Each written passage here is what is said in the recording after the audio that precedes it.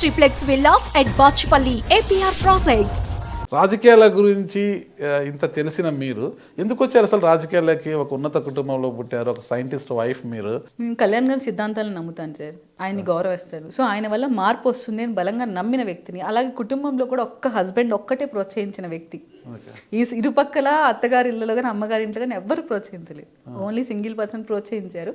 So అప్పుడు చాలా struggling period ఆయనే. కానీ వీళ్ళు బెదిరించే బెదిరింపులు, అమ్మాయిని ఇచ్చేసేస్తారు, అలా చేసేస్తారు. రాయలసీమ రాజకీయాల్లో మహిళనే బెదిరిస్తున్నారా? ఆ టైంలో మేము జస్ట్ జిల్లా కమిటీలో ఉన్నాను.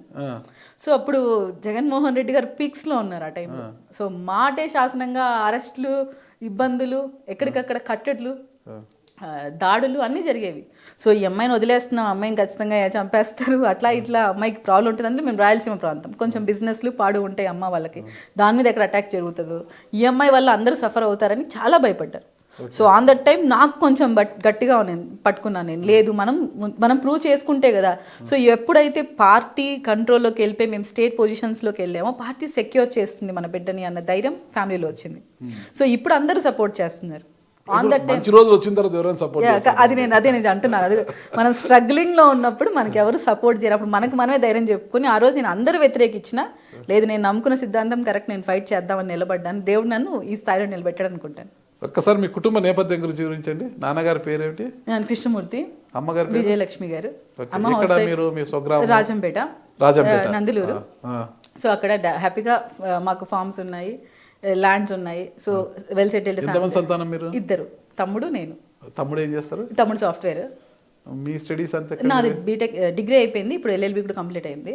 ఓకే. సో హ్యాపీగా మ్యారేజ్. ప్రైమరీ ఎడ్యుకేషన్ అంతా కూడా కడప, నందలూరు కదా ఉండేది, కడపలో. కానీ తాతయ్య వాళ్ళు, అమ్మమ్మ వాళ్ళు బాగా అక్కడ ఎడ్యుకేషన్ బాగుంటుందని కడపలో పెట్టి చదివించారు. దెన్ ఆఫ్టర్ మ్యారేజ్ నేను డిగ్రీ కంప్లీట్ చేసుకున్నాను. ఆఫ్టర్ మ్యారేజ్ అంటే ఎప్పుడు మ్యారేజ్ అయింది మీకు? 2011 లో డిగ్రీ కంప్లీట్ చేశాను. మీరు ఇక్కడ చేసుకున్నాను చిత్తూరు. పెళ్ళప్పుడు ఏం చదువుతున్నారు మీరు? ఇంటర్ అయిపోయి డిగ్రీ చేస్తా ఉన్నాను. ఇంటర్లో ఏ గ్రూప్? సిఇసి.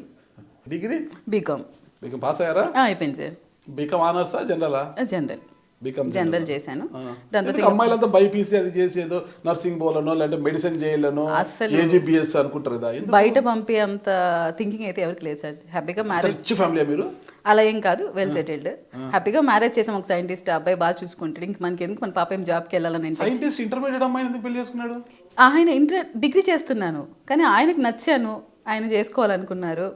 నచ్చారా? పెళ్లి సంబంధాలు వచ్చినప్పుడు చూశారు. సో ఈ అమ్మాయి మాకు నచ్చింది అనుకున్నారు, కావాలని చేసుకున్నారు. ఒక సైంటిస్ట్, ఒక పీజీ చేసిన అమ్మాయి, కనీసం డిగ్రీ పాస్ అయిన అమ్మాయినో ఒక బీఎస్సీ చదివిన అమ్మాయినో కోరుకుంటాడు. ఒక సైంటిస్ట్ వచ్చి డిగ్రీ ఇంకా ఫస్ట్ ఇయర్ చదువుతున్న అమ్మాయిని ఎందుకు నచ్చాడు? అది ఆయన అడగాలి.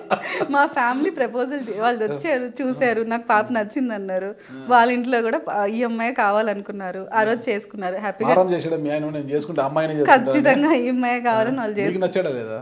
నచ్చారు సార్, చేసుకున్నాను. హ్యాపీగా లైఫ్ కంటిన్యూ అవుతుంది. ఇద్దరు సార్, ఇద్దరు పాపలు. పాప 7th, సెకండ్ పాప 3rd. ఒక పాప 7th, ఒక పాప 3rd క్లాస్. మీ హస్బెండ్ ఎక్కడ చేస్తున్నారు? ఇక్కడే గాదంకి దగ్గర ఎన్ఆర్ అని ఇక్కడ ఉంది, దాంట్లో చేస్తున్నారు. ఎస్సీగా ఉన్నారు ఇప్పుడు.